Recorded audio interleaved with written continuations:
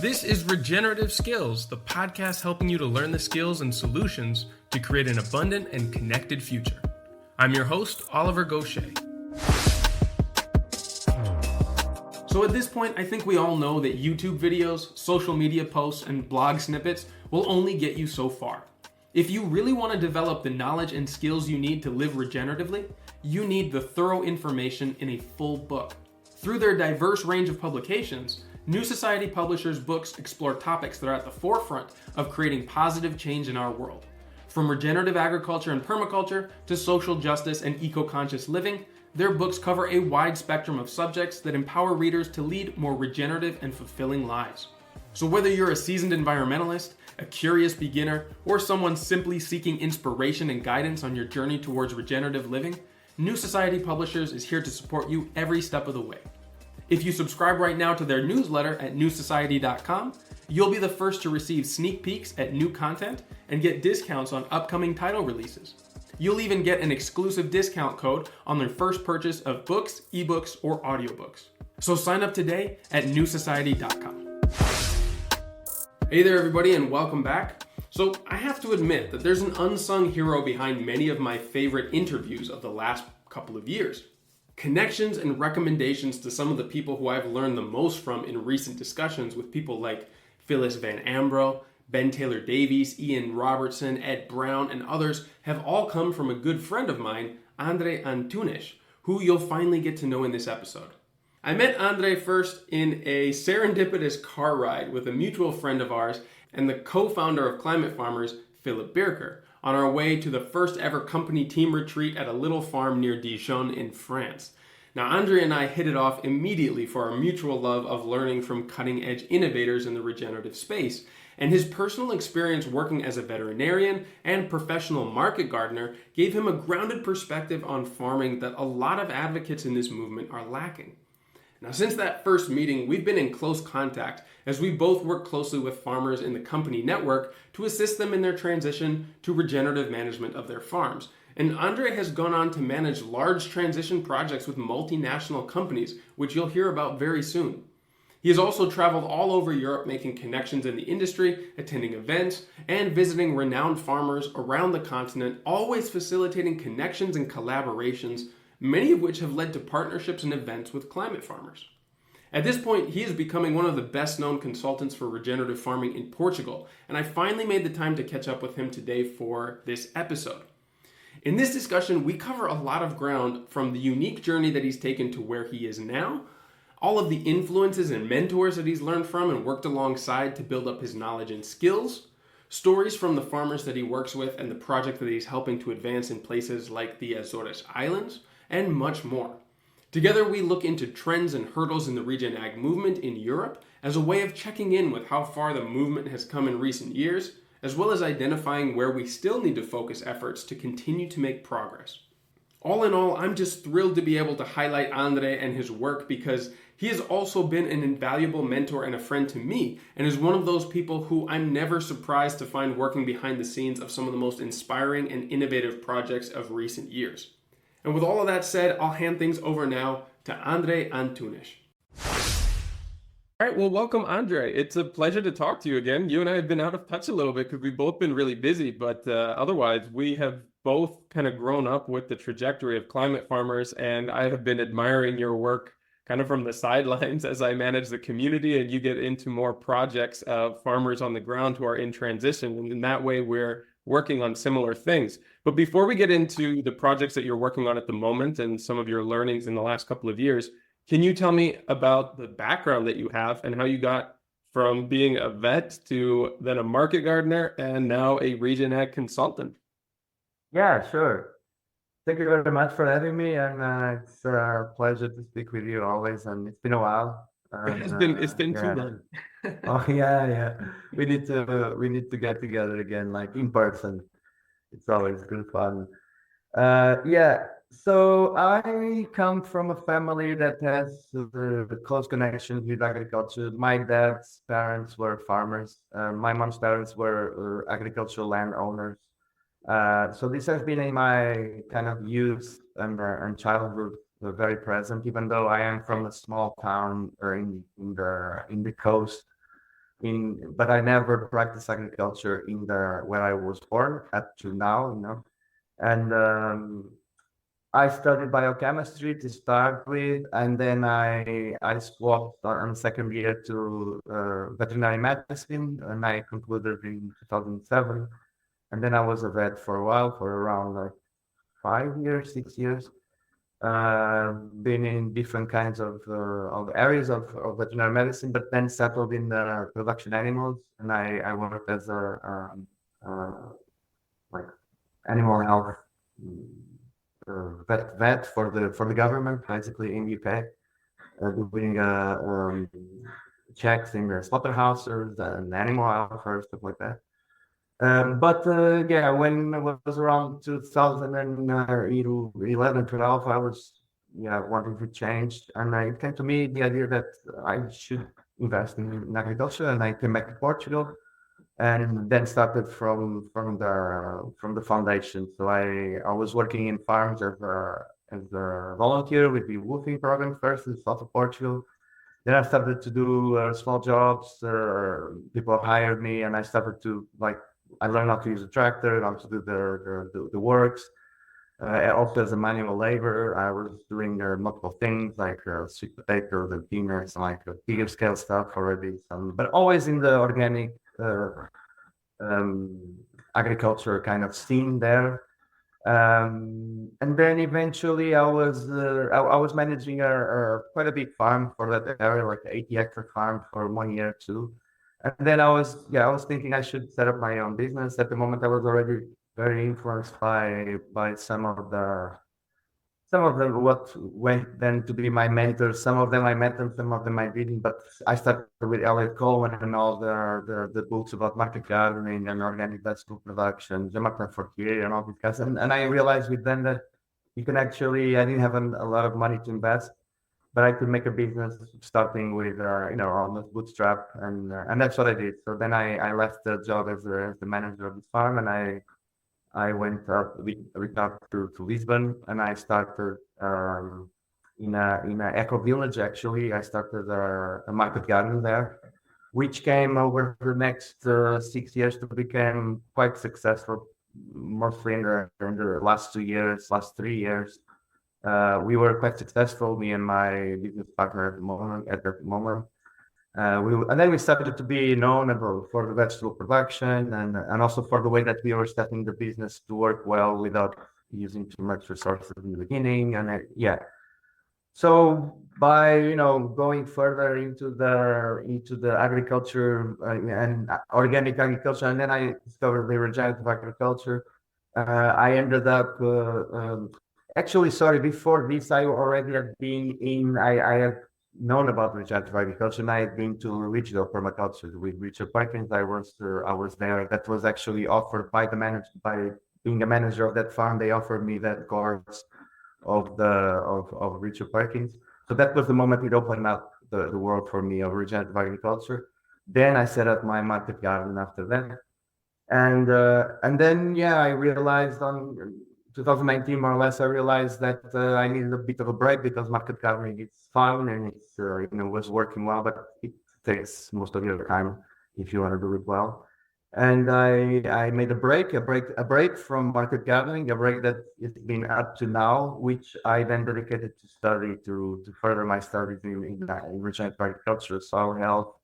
I became a member of the Savory Institute also. Meanwhile, I also got my certification as a great professional. I started to be more interested in the big scale of things like how to regenerate landscapes, and that took me actually to the Savory Institute mostly. Um, and with that, I I started to get involved with multiple, like with the Climate Farmers is one of them, which we are both part of, and with the associations in Portugal, with the farm cooperatives, and so on. And I started to work as a consultant. I also got to know a few, you know, important consultants in the international scene. work with them. Usually, I would contract them to help me in the works I was appointed to or I was contracted for. And basically, that has been, and sometimes I even invite them also to Portugal in the case of Ademir Caligari, for example, which I became friends with, and I was organized with some sponsored in Portugal events with these people, and that has been, yeah, reading and online studies and stuff was important, but actually what was more important for me was to actually be in the presence of these people that I can call my mentors. Even though I didn't do a formal process of education with them, but I was accompanying them and I was seeing how they do things, how they think things, how they establish what to do. And I learned a lot with Taylor Davies, also with Ian Robertson, which I worked with soil analysis, with Jaime Elizondo, that was here also for the regenerative with grazing or part of things.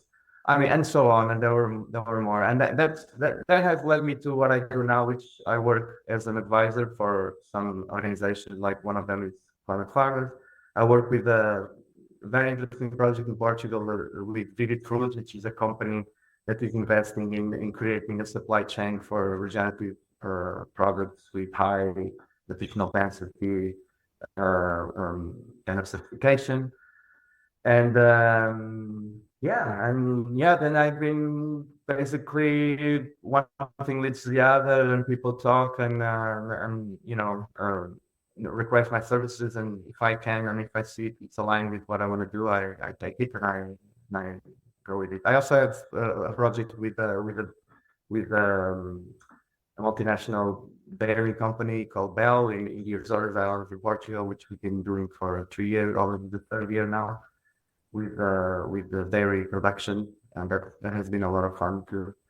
So yeah, that's it. There's more, but this is like the foundation. I love it. One of the things that I haven't talked about enough on this show that you made apparent there is the strategy of learning by hiring the people you admire to walk you through a project. And that's something that I've used effectively a number of times and continue to do. But I think it's underrated in that there's always courses or books from someone, or their YouTube videos, which is increasingly popular to catch up with what they are teaching. But then actually working alongside them through a strategy of getting projects that are interesting or challenging for you that maybe are at the limit of what you feel comfortable offering, and making up that gap by simply hiring the people that can fill in the knowledge or help you get to where you need to be in order to deliver for those projects. I think that is really underrated, and I've seen how effective it's been for you in the network that you've built as a consultant as well. Have there been other resources, other points of learning that have been really useful for you in this trajectory? Oh yeah, from the beginning, I remember in the beginning I was totally hooked to a podcast called Farmer to Farmer podcast. That was A good one. that meant a lot to me. I would listen to it, avidly.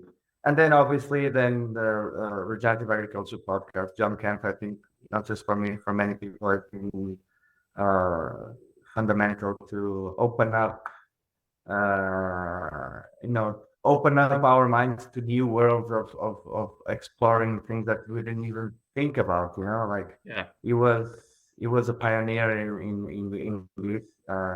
And then through John Kemp, I actually found others like Jerry Bernetti. He was also very important for me, even though I never met or spoke with him. But I've read many things he wrote in books, and people that met him, and others, Gary Zima, and there's many. Now I'm working also with Grant State, which is amazing, Australian consultant.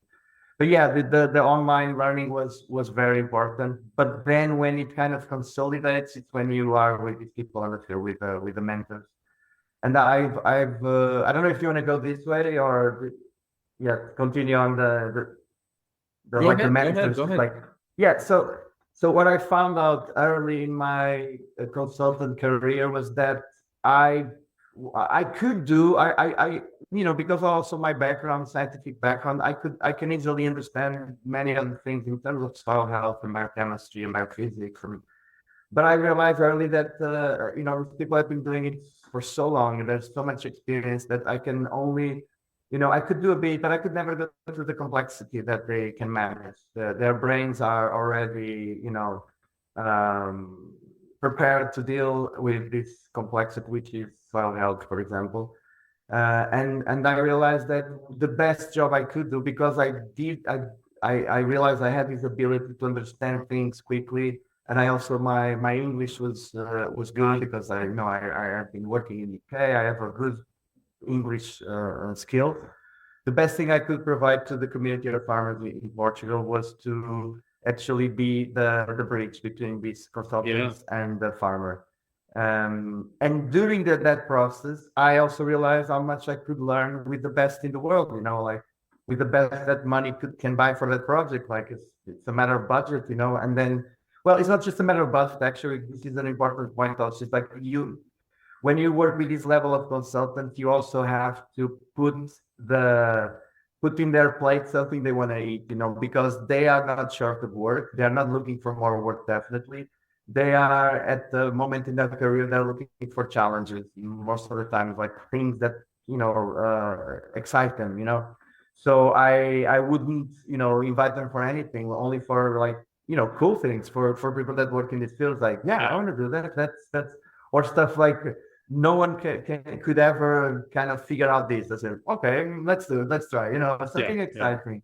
And definitely it's in that process that I learned a lot. And it's very rare I have any project, even with smaller clients, private clients. I usually, whenever I can, if it's a small client, for example, I'll just stick it there in an hour of mentorship from one of these consultants, because they're not cheap. But I would stick it in there just to have their approval, or at least to have their considerations over my approach. And many times has happened that they say, yeah, it's good, it's okay, I agree.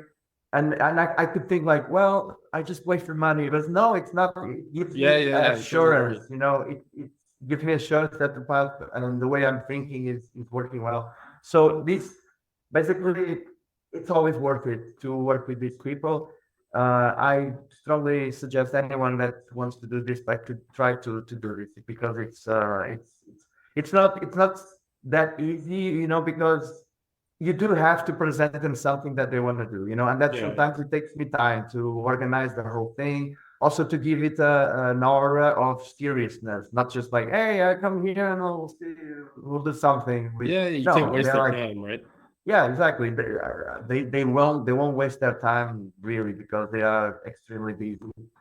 But yeah, that's been amazing in my kind of education. And then books, I buy lots of books, and I read them. Sometimes stuff even that I don't even know what I'm going to use the knowledge I'm reading for, but it comes later. It's like, aha, whatever. Like I'm glad I read about Albrecht, whatever, in the past, and about the cation exchange capacity, because now I understand what it is. And so I'm also naturally very curious for anything, and sometimes even OCD curious, which creates some problems, like rabbit holes. Rabbit holes is my specialty, but it kind of pays off in the end.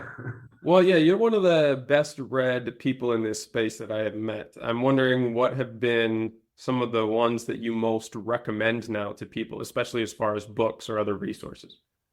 Ooh, let me see here. Definitely one I really like.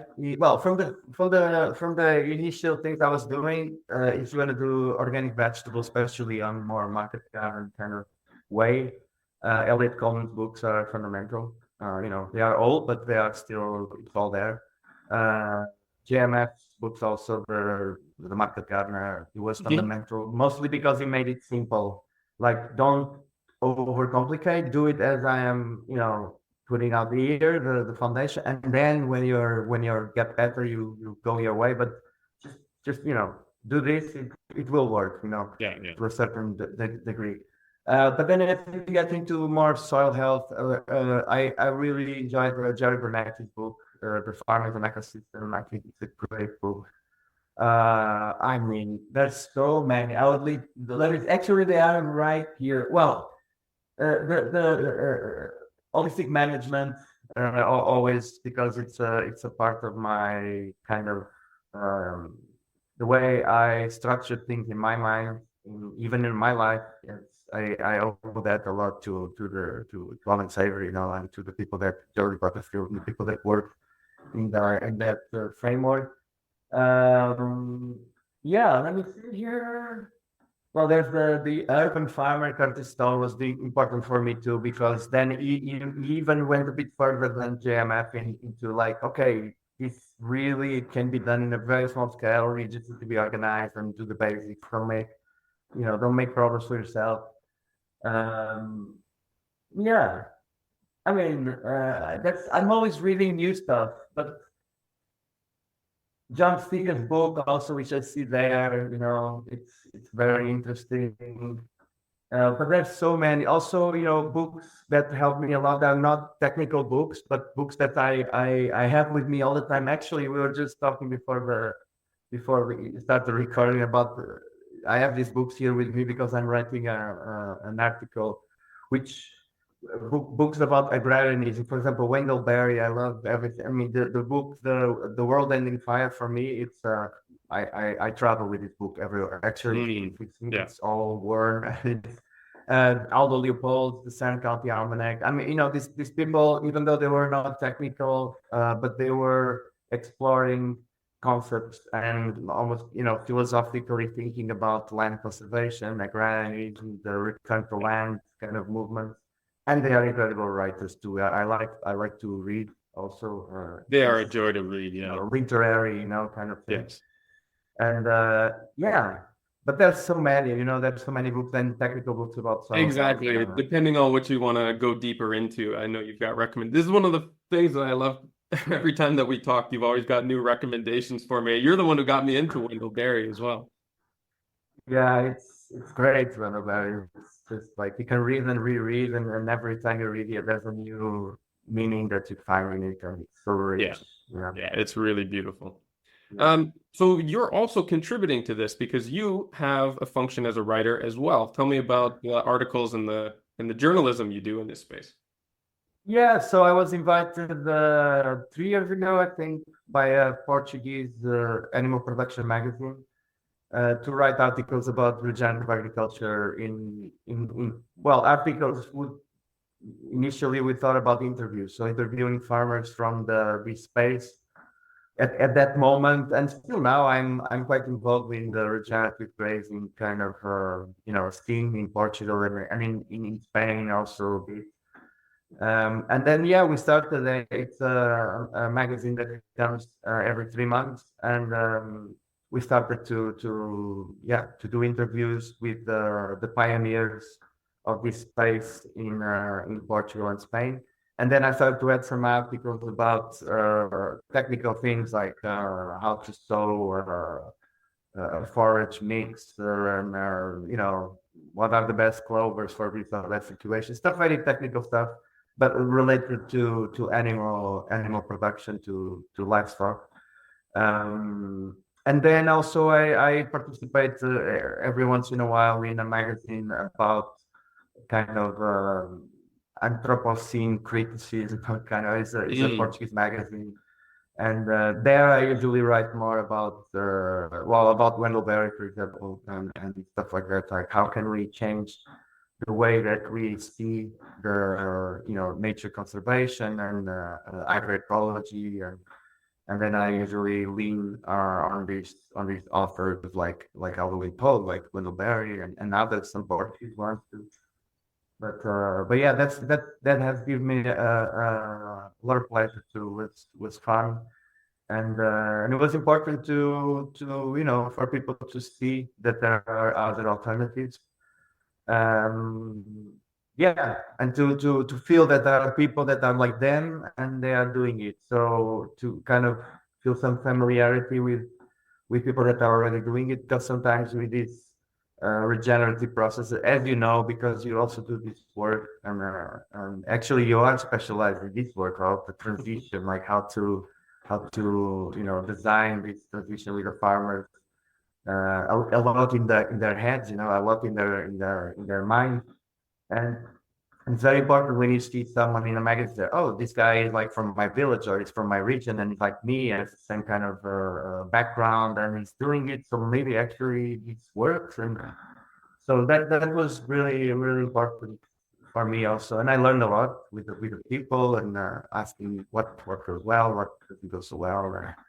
Yeah.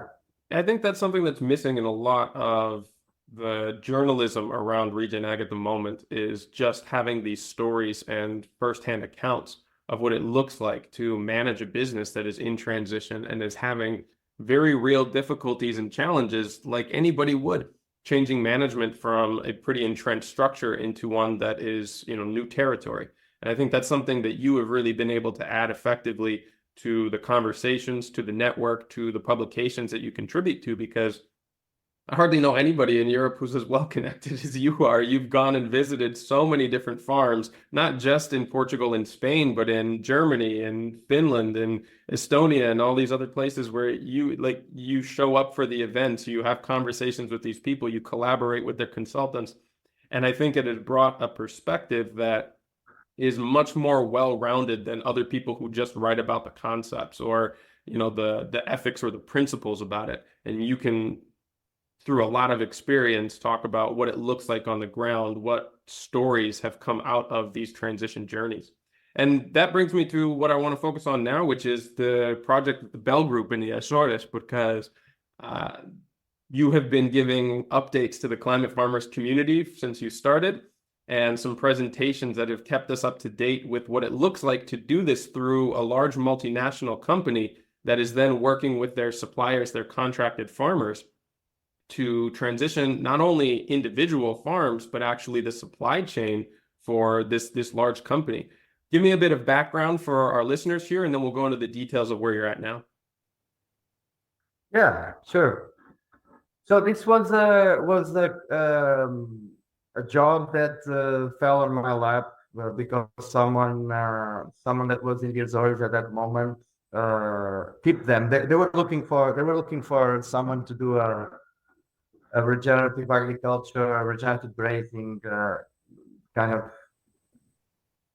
transition journey, like to organize a transition journey. And someone said, hey, you should speak with Andre and maybe you know someone or you can do it, whatever. And then we started the conversation. It took a while. This was like probably 5 years ago. It took a while because this is funded by the EU, and then the funding was back and forth. It didn't arrive, and then but eventually 2 years ago we actually made it happen. And I initially I really like I agreed to do it, and I thought it was going to be an interesting project. And it's turning out to be a very interesting project, in fact. So what I did, I basically gathered myself with the best consultants I could in different areas.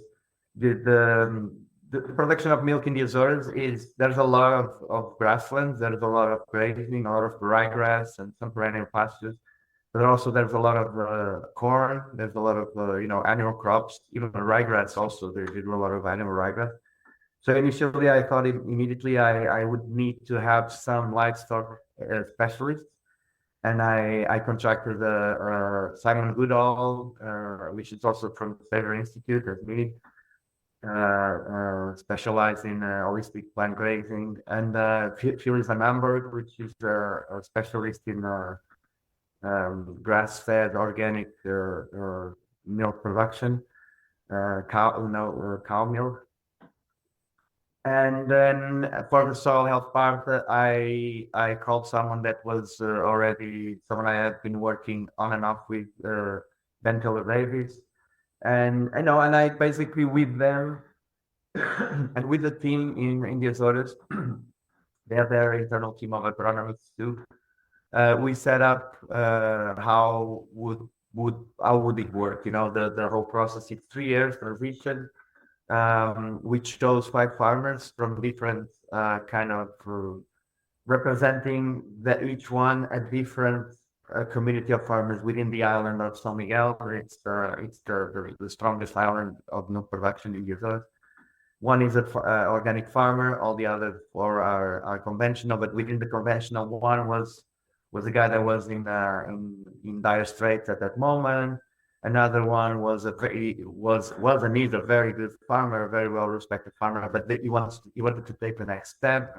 Another one was from from a dry area of the island with the problems already in the summer, even in the Azores, they already had some drought kind of problems. And another one from a very wet area. This is kind of more or less how it worked. And They're yeah, sort of so we representing the went spectrum of the producers out there. exactly, You have something because representative of the different journeys people might go on. exactly because the idea is to be successful with this, so then they can represent a model for their spectrum of the farming community there. Yeah. And the thing can basically feed itself, you know. Yeah, so we went to the name of the project is production of resilient production of milk in the island of San Miguel. And by resilient, we want it to be agroecologically, environmentally, but also financially, you know. Sure. Yeah, so we went from analyzing the soils. Actually, that was my first big job working within Robertson and soil advice. We were sending soil samples to the UK and having them analyzed by Ian and by Taylor Davies, and having another look, a different look. I have been working with them before in the mainland, but this was like the biggest. You know, that's when we started to see really the differences between doing the normal soil tests that everyone almost does in Portugal, and the results. What those results were telling are the ones we're doing with the UK lab, and that immediately we saw the major mistakes that were being done just on the soil part of things, which mostly was lack of calcium in the soils because they were not putting any calcium, and then the excesses of other nutrients and the overuse of nitrates, which for the conventional farmers. So we basically corrected that, and by correcting it on like step by step, not wanting to do everything at the same time, like going step by step, and this is a major contribution from Ben.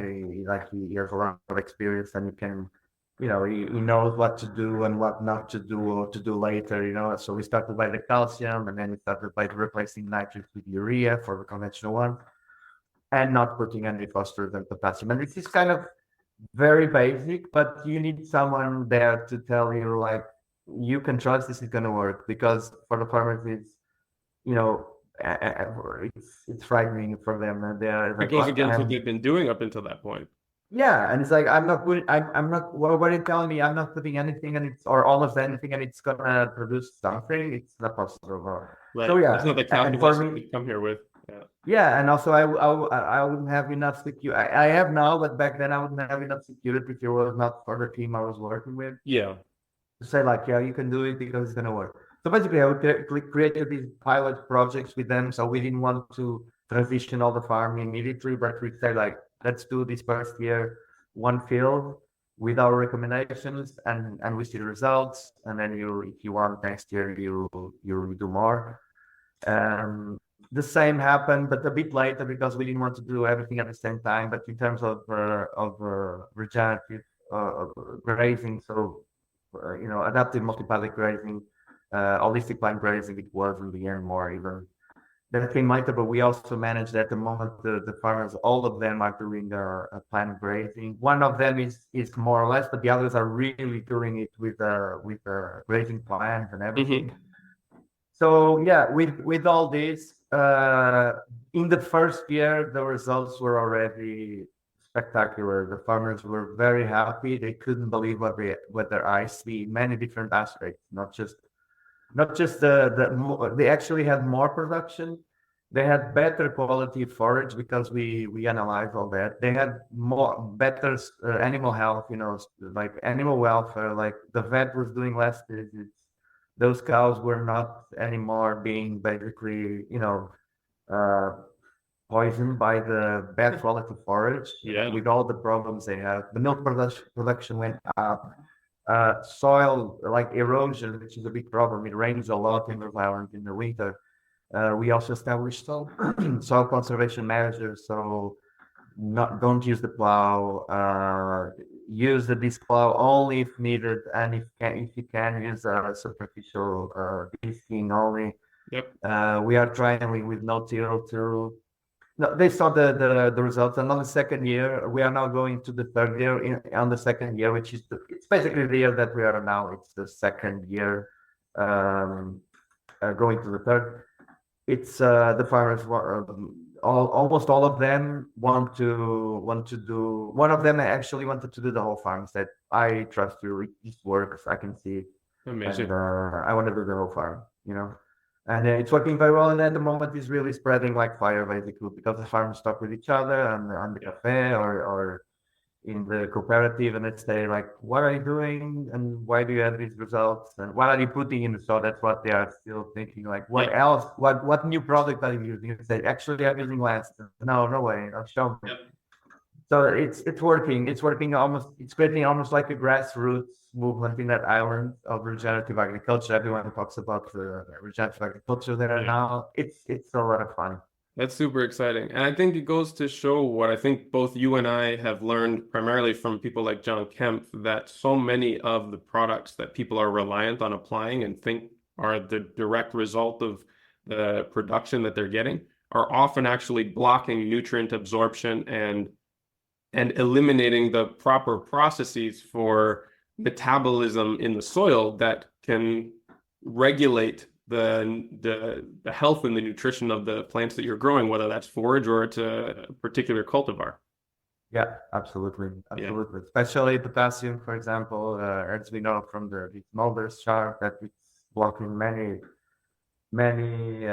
nutrients from being absorbed or used by the plant. And I remember when we first analyzed the soil results, Ben saying, "Congratulations, guys! You have 10 years." Like he said, in between 5 and 10 years of potassium for the corn. If you do corn year in, you have it there. There was so much in store, like because we do this soil Accumulated potassium. Yeah, we do the total soil digestion that tells you exactly how much is being accumulated there, and phosphorus the same. And then also the nitrogen, like if you're using nitrates, it's not the right thing to really earn. That's no way to put it. There's no other way to put it. Like don't do it. Like if you're conventional, use protected urea, use urea with enough sulfur so it doesn't get lost. Don't fear urea because people say urea it has many problems and stuff like that, but it just really works if you do it properly, and it's so much cheaper also. So for example, just two examples. Yeah. So partly through some of your recommendations, I've now interviewed, I think, everybody that you've worked with on this project except for Goodall. But I'm curious as to what it's like to bring them together and have them working on the same team, because you basically assembled the Avengers of Regen Ag. What is it like when they get together and brainstorm and collaborate? Oh, it's a lot of fun. Like we every time we are there together, we have a lot of fun in the field and out of the field, because then you have and they actually didn't know each other, they never met each other. Sure.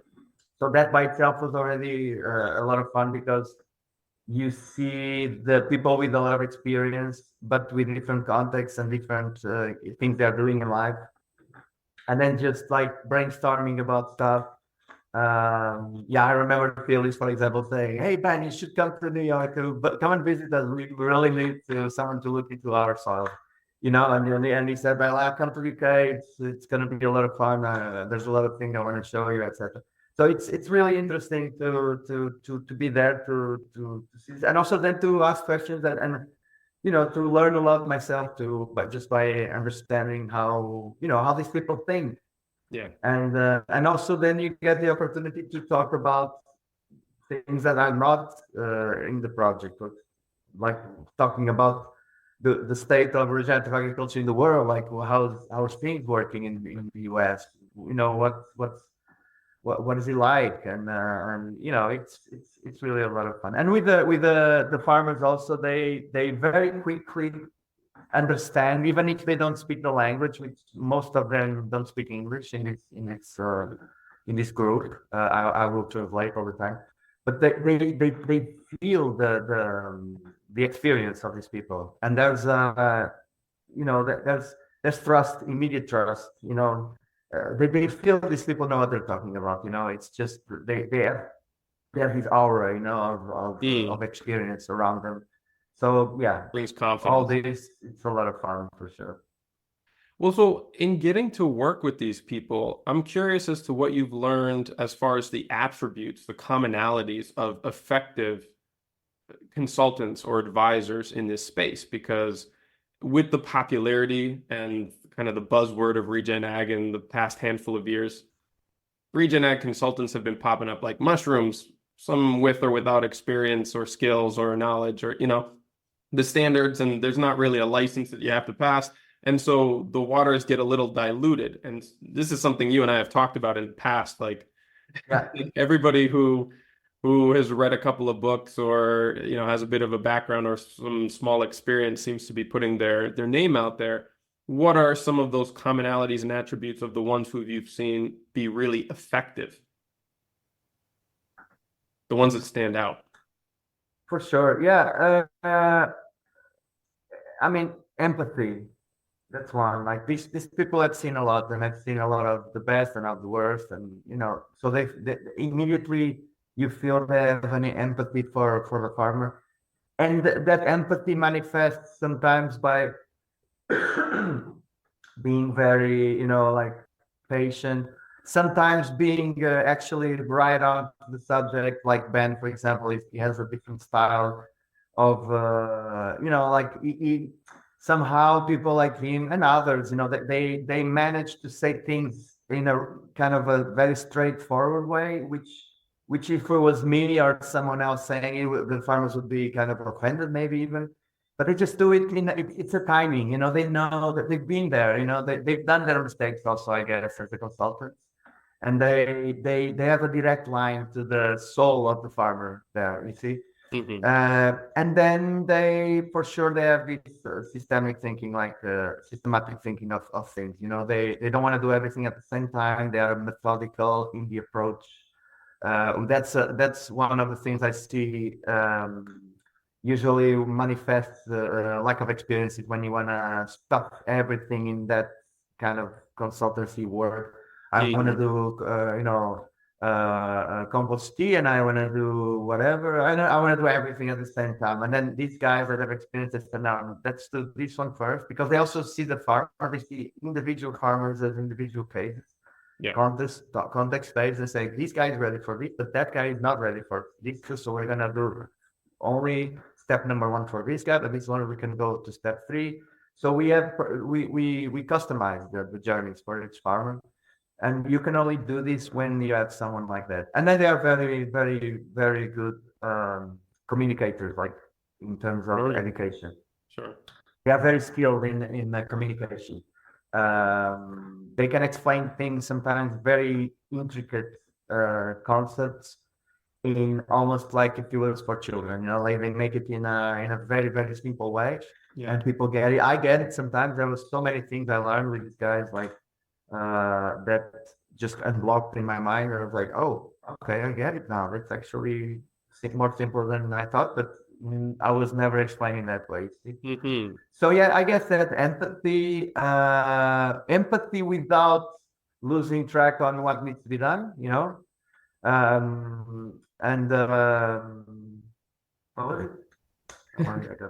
Well, no, they're just the attributes and the commonalities of people who are really effective here. Because I know you and I have talked a lot about this in the way that you are managing your own approach and your own growth in this space, in that there's often a big disconnect between knowledge and actual implementation. And you've put Herculean effort into making sure that the dots connect between the concepts and the theory and how it actually gets done on the field. And you talk about Yeah. So that's I would put it. I was writing it down here, not for like what are the main attributes. Like for sure, like knowledge, like deep knowledge about the subject. That's obvious. Then empathy for the farmer, for the situation. Systematic thinking. So step by step thinking for as the context of the farmer is concerned, and then communication skills. Because if you are very, very good, I think it's John Kemp that says that in one of the podcasts, he says something like, you can have a lot of knowledge if you don't wanna, if you don't know how to pass it on. It's like if you didn't have knowledge because for the other person, because you cannot explain it, you cannot put it in a way that the other people can understand. So it's almost better to be a bit more limited in education, in knowledge, and be a very good communicator than it is the vice versa. Yeah. That makes sense. Yeah. And so in connecting these dots and making the knowledge turn into results on the field, you've told me a lot about how difficult it is to go from putting out a roadmap and then making sure that the products are delivered on time and that you can source the things that you actually need and that the timing gets done at the right time in the season. How are you coordinating that, especially among all the different farmers in this group? Because like you said, they all have different needs. They're in different, maybe even microbioregions, or are dealing with different aspects of their enterprises that need to be coordinated in a very complex dance. And you've been really the person who is making the phone calls to make sure that deliveries of a certain product gets there, and even locating things that maybe aren't available on the island. What does that process look like? So, as you know, you also are educated in holistic management. One should always target the weak link first, right? Yeah. So when you arrive to a project and the knowledge is not there, the recommendations are not there, then the weak link definitely it's the lack of knowledge, of recommendations, of knowing what to do, right? Mm-hmm. Once those are there and they are clear for the farmer, then the weak link goes to another place. And it usually goes, and especially in Portugal in general, because we still lack a lot of the products that we need for the transition. But especially in these islands, which are in the middle of the Atlantic Ocean, they're far away. There's a lot of complications with transport. The weak link became very quickly how to get the products we need there, how to get the seeds, how to get the different fertilizers, how to get, for example, in that project was how to get limestone to the island, because they just didn't use limestone. They didn't use it. And that was the only thing that could actually save them, because calcium is probably the most important raw nutrients, and or minerals in the plant. It's without it, the rest will just not function. You can fix everything else if you don't have calcium, especially if you have calcium in the low levels like they have there. Nothing else would work. And so for me, I realized that it's from a certain point on, the point that I already explained, how things need to be done. Then my job started to be, and that's usually where, as a consultant, usually they don't have time for it. Especially these very famous consultants, they just don't have time to be for each project. But I had time, and that was what I proposed myself to do. I was and am the coordinator of the project. So basically, it was to get the products to get the products first, and to make them reach the farmers. Yeah. So calling the fertilizer companies, calling the seed companies well in advance, getting all the micronutrients and the foliars and getting the sap analysis, getting the soil results to arrive in time. So to do all this kind of office work, obviously this doesn't need to be done all the time. Once the connection is set, then it kind of, it takes off, and it's easier. But we were very happy in this specific project because one of the farmers actually is in the board of directors of a local cooperative that buys and sells products for farmers. And so we've done a lot for them. We imported stuff from the UK that we don't find in Europe. For example, the boron rock urexite. Yeah. This is something you don't find, as far as I could research, not even anywhere in continental Europe. You find that only in America, South America, and in UK. So we had to order some of these rock boron. So stuff like that, because if you do all the job well, and then they just don't have the means to put it in practice. This also goes to machinery, for example, or for tractor works. I had to even make some phone calls to local farmers, to local service providers that say, hey, can you use you have this special kind of this plow that doesn't go deep? It's like Yeah, superficial. the, This the plow. cash basin stuff. And can you use it? Can you go there? So to do all these connections, which for me it's a pleasure to in the end to see that things actually were the recommendations were there and they were put in practice.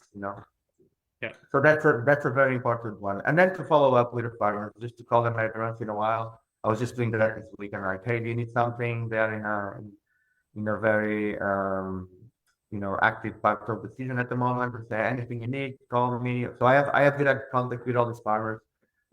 They became almost like my friends here also, like Sure, I can imagine. really cool. That's amazing. And so within this navigation of the different contexts of the farmers that you've worked with, you and I have talked about the complication of labels here too, and going from conventional to organic to regenerative, and maybe there's conservation agriculture, or all these little subcategories, and people like their labels and their little groups, and there's this unfortunate stigmatization of people who are operating under some different labels, and that can cause, well, let's face it, unnecessary adversarial communications or conflicts. How have you navigated that with people who feel entrenched in these label identities? It's context-based, I came, as I explained before, from the organic farming world, and I still consider that I work in the field of biological agriculture, let's put it like that, better. Like Gary Zimmer, for example, he called it like that, which I really like at the time. But as I went further in my travels and my studies, and I started to realize that it is not easy for some farmers, especially in some parts of the world, to do big scale arable crops, for example, without using herbicides or without using synthetic fertilizers, and then I started change in not saying that change to the other side, like we need to use these products. No, it's not about that. It's context specific. And at the moment, my position is that I think we should help anyone that is asking or that is ready to be given a hand and to receive that hand, independently if this person is still using some of these products. I think it's always possible to mitigate the use of some of these products. Put glyphosate is obviously the most kind of burning one in everyone's mind. Like, can you use glyphosate safely? Is it really needed? And it's all depending on the in some places in the world, in some places in Europe, even it's still very difficult to use cover crops, for example, for soil conservation, to do no-till without the use of some herbicide. It's very complicated. Mostly, it's almost impossible to be profitable if you don't do that. What we can do is to limit to the bare minimum the detrimental effects of these products, and then work with the farmer to slowly wean the farmer off of their use.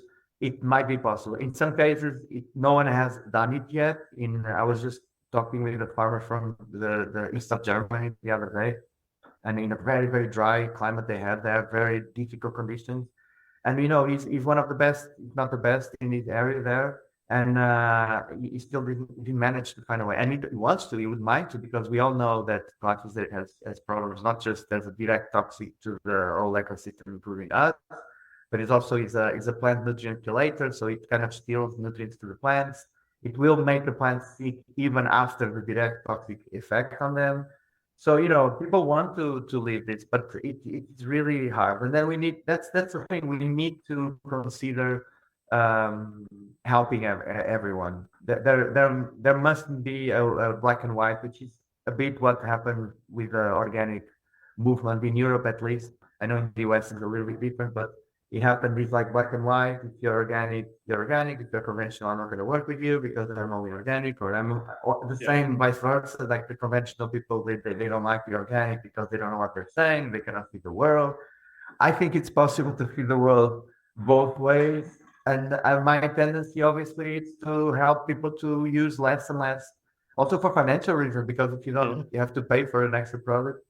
But yeah, for example, in this project in the Azores, we decided with the conventional farmers, we didn't convince them to go organic, but we took the nitrates out of the system in terms of the nitrogen, and we used urea, which is way better, which is a synthetic fertilizer, but it's organic, it has carbon in it. Bacteria in the soil can use it to fixate it into the form of amino acid proteins, etc. So it really, I mean, works. It really works, and the farmer is so happy. It's like it works on soil health too. The soils are healthier, and we're still using some of these synthetic fertilizers, and it's fine. And maybe in a year or so we get enough trust from this farmer to say, I want now transition part of my farm to be organic totally. Let's do it. Let's try. But step by step. It's all step by step. And, there must not be like fundamental all or nothing. Yeah, many people get lost in the idealism and things fall apart because they're trying to reach unobtainable goals from the point where they're at, and recognizing that there's a journey, and the journey does not always look like a linear up curve on a graph, right? There's setbacks, some of them with or outside of your control. Yeah. And being respectful to that process, I think, is something that you've really shown and taught me a lot in my process as well, recognizing this dance that happens as people work towards improvement. Yeah, and if we want, because I want more people to do a natural way of farming, biological or organic, whatever you want to call it, regenerative. You need to have the empathy. If you want to bring them in this boat, like we need to acknowledge that what they're doing is not because they're evil or because sometimes it's like of knowledge, sometimes it's like of confidence, and sometimes it's really not possible. And if it's not possible, you can also help them to do it in a better way while still using some of these substances that are not very recommendable, Yeah. And so in our work in parallel here, we've both been looking into the new RegenAg certifications that have been coming out. I'm curious from your side where you've seen some promising developments in this space and that show potential for really setting standards as to what is achievable, at the same time, having compassion for this journey that we just talked about. Yeah, so there's the organic, as we all know. Something that is getting me quite excited at the moment is the Demeter certification, because they have very interesting standards. Obviously, it's organic too. They start from there, but they go much further than the organic one. And I really enjoyed some conversations I had with people from the Demeter International. Demeter is the one for biodynamic. Yeah. Mm-hmm. For the regenerative agriculture, there's the ROC, the regenerative organic certified.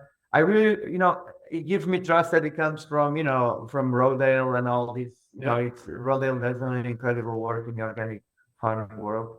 But I'm a bit cautious because of the organic certification, the same as for the organic certification and for the meter. These are concerns I have, because it's a prohibitive kind of certification. It's like you cannot do this, you can do this, and it's binary in that way. It's binary that way. Yeah, and it doesn't accept people that are not doing that. And it always keeps me in. I don't know. Let's see where it goes with this new. Definitely the organic one. It seems like it's not going anywhere. It's a bit stuck in time. Also in practitioners, it's in area. It's not evolving much.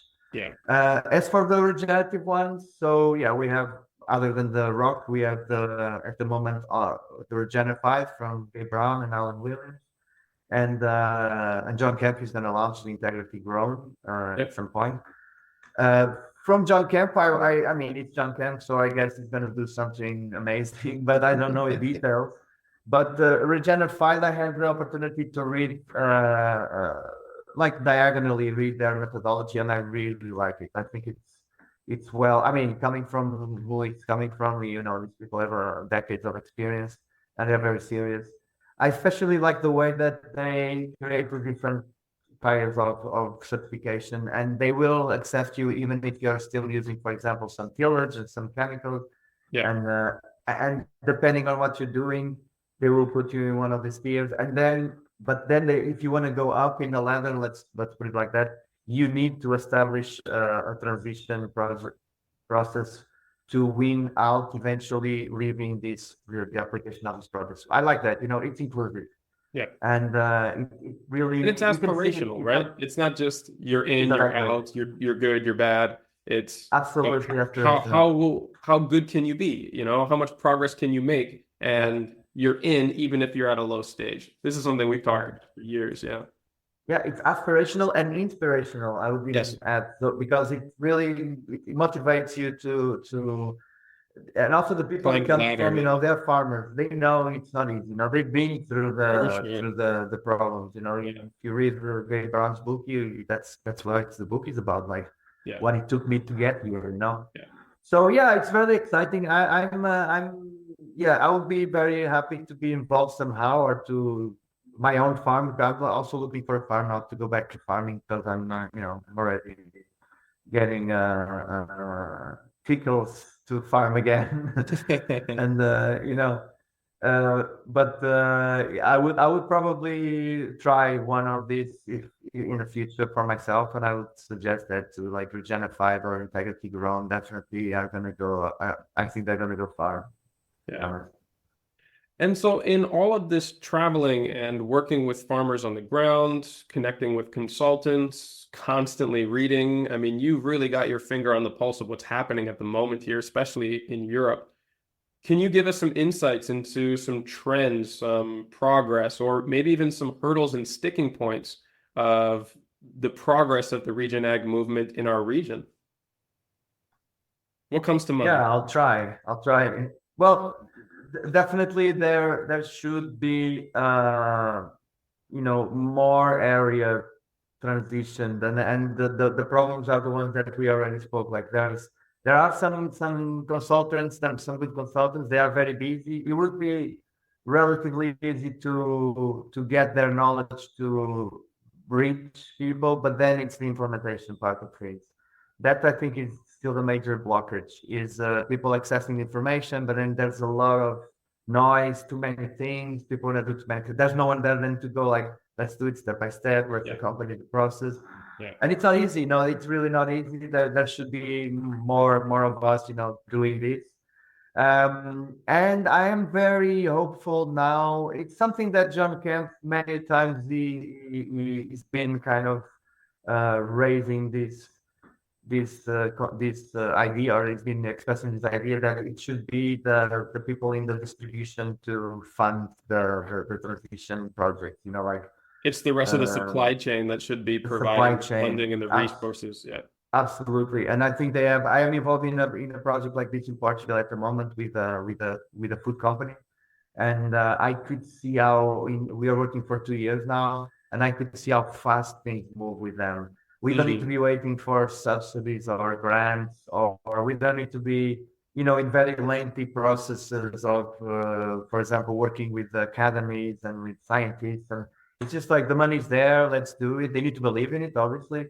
But we are, there's capital, and it's easy to have access to, and we can try out for things, we can make mistakes even.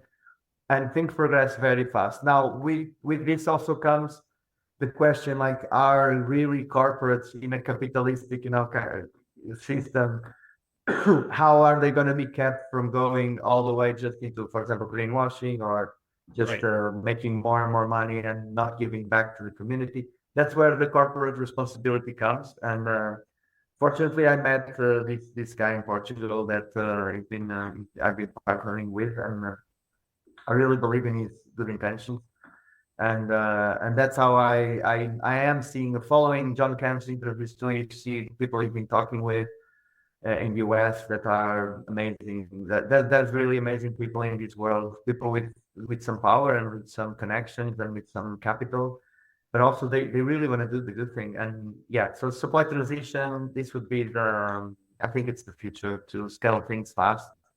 and steady, and and also to impact on public health, because at the moment the regenerative products have been and are still a bit of a niche product, very expensive for people that only people that can pay. Yeah. If we can scale this and scale it in a way that is not too expensive, and if the supply chain can actually pay a bit of the price, so that we shouldn't punish the farmers or the consumer, but if it is the supply chain, which usually they make quite a big chunk of the money. You're making most of can- the money from all this anyway. Yeah. Exactly. So if they can come out of the corporate responsibility, can put a bit of that money aside to pay well to the farmer and put the food in the shelves at an affordable price, I think that's where it's going to be very powerful and happen. This is going to be something to keep an eye on for sure, because I think this is where I have the least amount of knowledge and experience, is in connecting with people within the kind of middlemen structure of getting food from farms to stores and onto tables. And luckily, this is kind of part of the systems mapping that Climate Farmers is working on, and there are a lot more connections there and in the political sphere as a group. And it's always interesting to see if there's progress being made on that side, because you and I are the ones who are working with farmers, in their process in the meantime. So Yeah. with all And of also this, to add, Go ahead. to add one detail, like I'm working with the Climate Farmers in a very interesting project in Portugal, which is somehow connected with that, but it's through a bank. So we're working with the major agricultural bank in Portugal, and we are transitioning clients from their portfolios. That's another big point of leverage, right? The financial sector. Mm-hmm. Yeah, and they are interested. They also want to secure their the loans and to make sure the farmers are profitable and resilient. And again, it's another institution that has power, has capital, has the means, and also it's way less complicated than going through public farms and stuff like that. Yeah, for sure. And within this navigation of complexity, where would you point people to get more education, maybe connect with local resources or organizations that they can use to leverage and actually increase their effectiveness? Where would you recommend that people get started, either as a farmer trying to go on a transition journey themselves, or as perhaps a consumer or concerned citizen who would like to have an impact in this space? Where do you see the leverage points? Well, the farmers definitely go to the Climate Farmers, and we definitely can help you out and point you to different directions. That is what we're here for. Yeah, that's what we're here for, and we are, we don't have these objectives of capitalizing the company at all costs. We are here to help and to give a hand to people. And then, if you go online, you find so many things nowadays, and just be wise how to filter the ones that maybe are not so interesting for you, and follow a rabbit hole every once in a while and see what it comes. It's easy nowadays to find, but there is a lot, like you mentioned before, there is a trend now of regenerative agriculture, and there will be people that are maybe not so experienced, but that's like everything else. You cannot prevent that from happening, and give it a go. And go slow at first.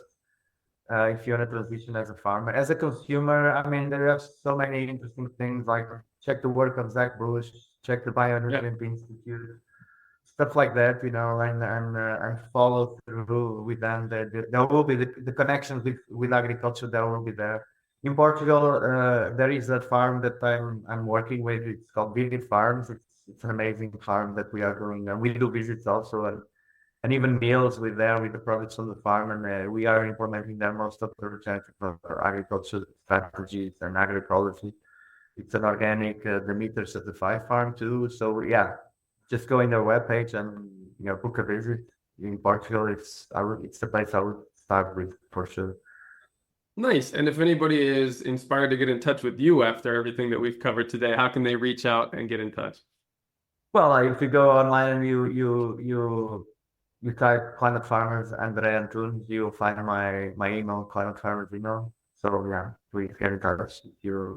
Now I'll see what I can do. Maybe I cannot help all the time, but I will not leave anyone without a reply.